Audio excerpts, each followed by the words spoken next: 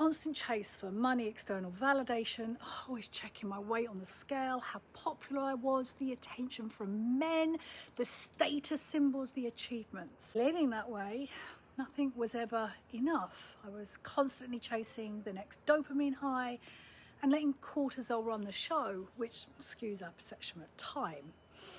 And although I built a life that looked pretty good from the outside, I wasn't living in it because I was too busy on the outside trying to keep it all together.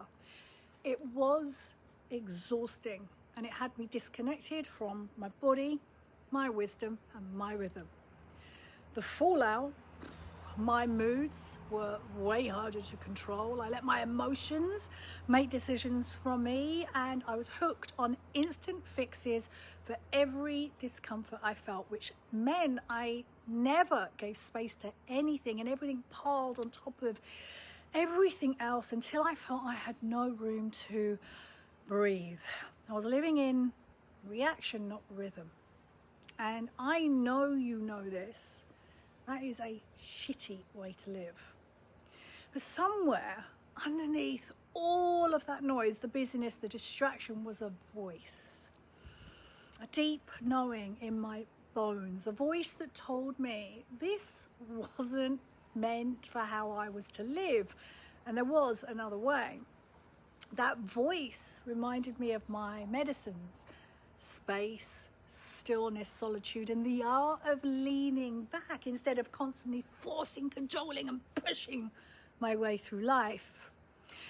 We all have this voice inside us. Few of us listen, and even fewer heed its wisdom. I did. And what I did was I closed my business and I turned my attention inward. I tended to my tender parts. I quiet my life. I removed distractions, and I sat in the uncomfortable discomfort of not doing. And by doing that, I expanded my capacity to stay with myself in uncertainty, in the not knowing. And through that, my inner knowing became louder, clearer. It told me what to do next, and not a formulaic way, like a step-by-step plan. Those are reserved for the online coaches promising you the world but giving you nothing. Just the next step. And for me, that was to express myself through writing. And also, this is way more important, to trust that the path would appear as I walked it. This is how I live now. There are no rules, there is no set path. There is just the path for you, for me, and it unfolds when we listen inwards and take action from that place.